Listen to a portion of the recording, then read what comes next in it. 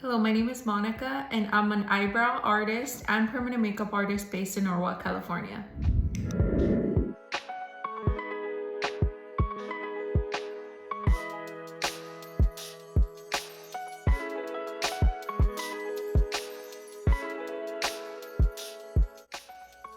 So for today's video, I wanted to share with you how I practice for ombre brows and also some little tips and tricks on what not to do when you're practicing and also what you shouldn't do on someone's face. So I hope you enjoy. Thank you for watching. Hey everyone, so my go-to permanent makeup machine right now is the Mastor Y22 wireless tattoo machine. I also love the Mass needles. For practice today, I'll be using the 0.25. To practice, I do recommend using some Dawn dish soap, some water, some dry paper towels, as well as some wipes because the pigment is very messy. I use real pigment. I'm using here Permablend pigment. I love that brand. It's the only one I use. I recommend using real pigment versus fake pigment or practice pigment when practicing because it gives you a feel for what working with real pigment would be in real life on a client. So here is my Mickey Mouse way of wrapping my machine. Just disclaimer, I don't actually wrap my machine like this to work on clients or even to practice. At the time, I had ran out of my cover for wrapping my machine, so I had to just use what I had. So please don't wrap your machine like this. Unless you're gonna practice, I guess it's okay. So from this point on, I do actually do that. I put the needle in first, then I use my grip tape to secure the needle and where I'm gonna be touching, I'm gonna be holding my machine for more support. Here I'm drawing my own template on the fake skin since I had ran out of my own pre-inked practice skins. This works for small practice sessions like this.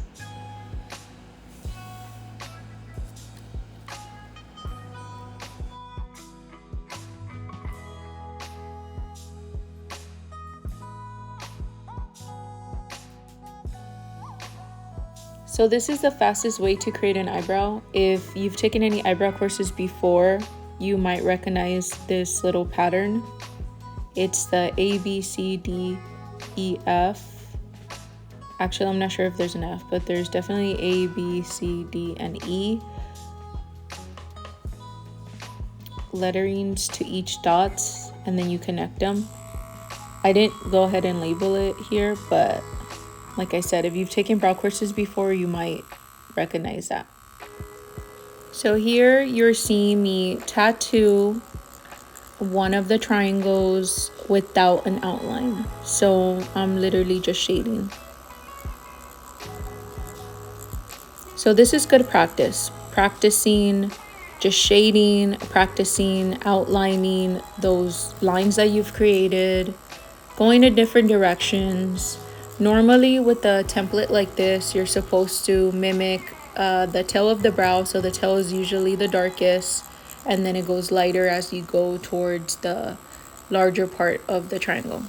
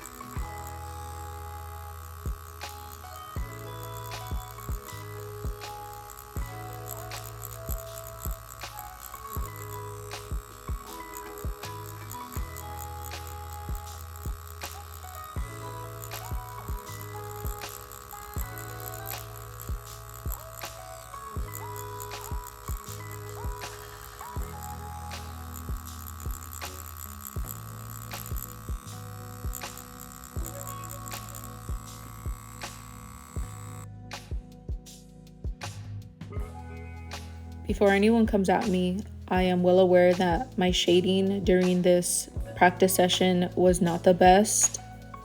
I had already been practicing for a few hours here and I was really fed up and almost gave up, but I really wanted this video to come out. So although I'm not the happiest with how I shaded, I had to compromise to get the video out. So yeah, don't come at me.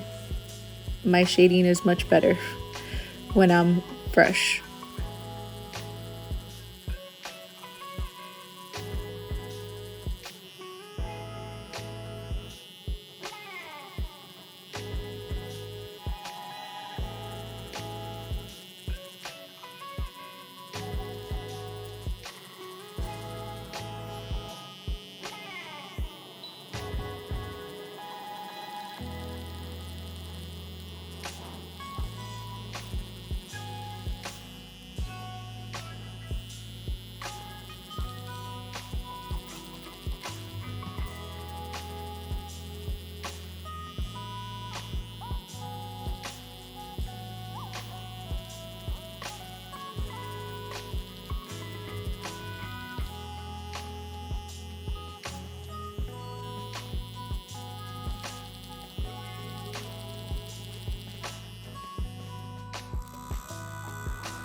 So what you are about to see here is what you should not do on a person's face. Do you see how much pigment is being bled out? That is a bad sign. You're going way too deep. When you are outlining, you see that this is fake skin. Fake skin tends to tattoo better or more easily than real skin, but it's the idea that if you are seeing too much pigment being bled out, you're going too deep. The second line I did is a better example of the way you're supposed to go about it. You're supposed to count 1, 2, 3, 4, move on, 1, 2, 3, 4, move on. And it's not supposed to be as deep. You can go over it various times before you actually see a line, which is better than leaving someone with really dark outlines. And for the depth, I'm strictly talking about permanent makeup. Regular tattoos are tattooed at a much deeper depth, but that's a whole different story. We're talking about permanent makeup here, just FYI.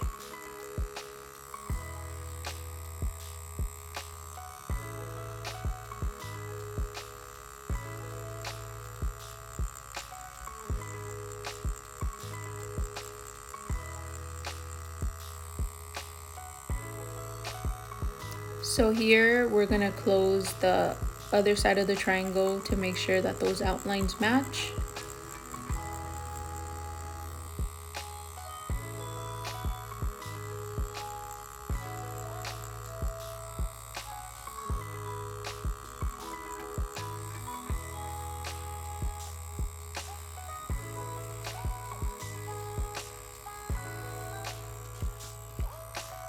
Now I'm gonna close this side of the triangle with the dark line as well. I want to show you guys what it would look like when you tattoo the inside of these and what the differences between them will be, so that you can avoid doing really crazy dark outlines on your clients. So here I am, I'm starting the process of tattooing the inside of it.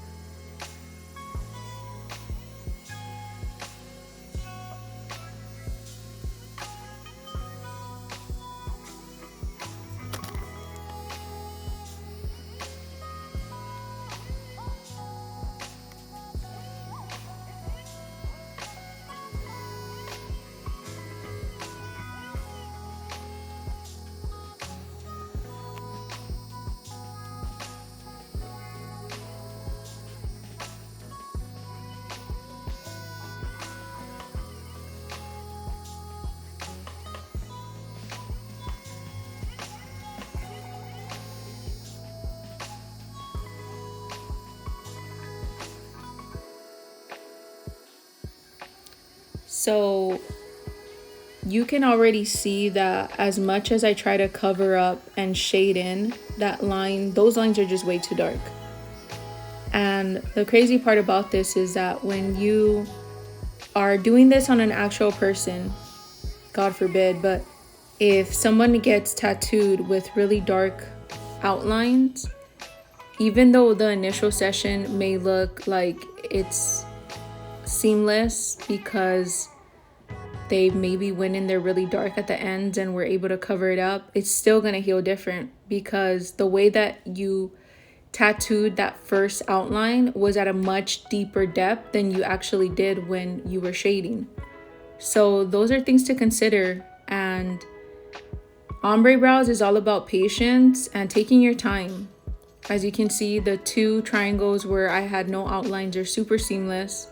The one where I did have light outlines, it was a little bit less seamless, but it still looks pretty good in my opinion. The one with the dark lines, I know that if this was real skin, that's gonna heal really bad. So here I'm gonna start with outlining now my eyebrow shape that I drew in. I normally do not outline in this direction. I really don't know why I did this. So you will notice this was a mistake that I made, but I'm glad that I did because it works as an opportunity to give you a tip. Never outline in a direction that you are not used to. I outlined in a direction I was not used to, and as a result to that, when I wipe, you'll notice that my outline came out darker from the top. Always outline in a way that you are comfortable. Don't be afraid to keep moving your hand placement so that you're comfortable throughout the whole session. Yes, your client must be comfortable, but you and your hand must be comfortable as well because you are doing a very important job on someone's face.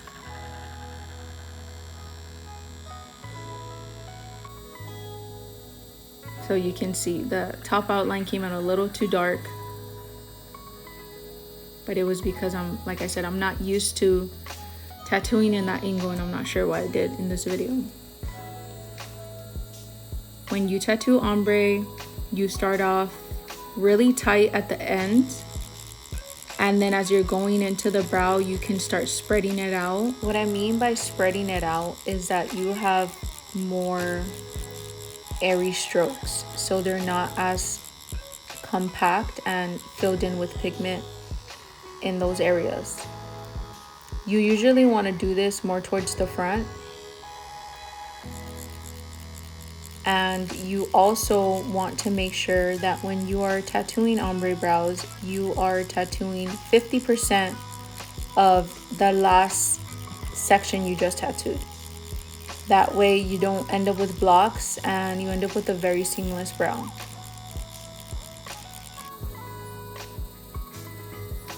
So you can tell that those fronts are so much more airy.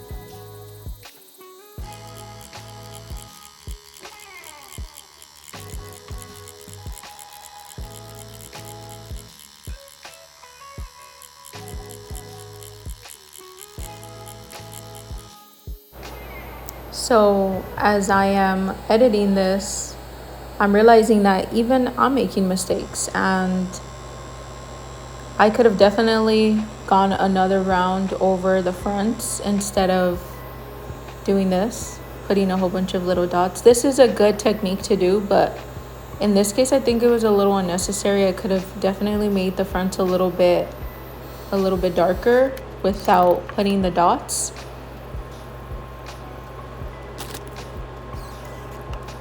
But here is the final result. Overall, the shading was great. Definitely still learning. I'm not an expert, and I like to look over my work and see where I can improve. If you made it this far, thank you so much for watching. Please don't forget to give me a thumbs up if you found some value in it. And also don't forget to comment any comments you might have. And don't forget to subscribe for more content. Thank you so much. And before I forget, most of the supplies that I've used throughout this video, I've put the links down in the description below, just in case you want to get them. I'll see you in the next video.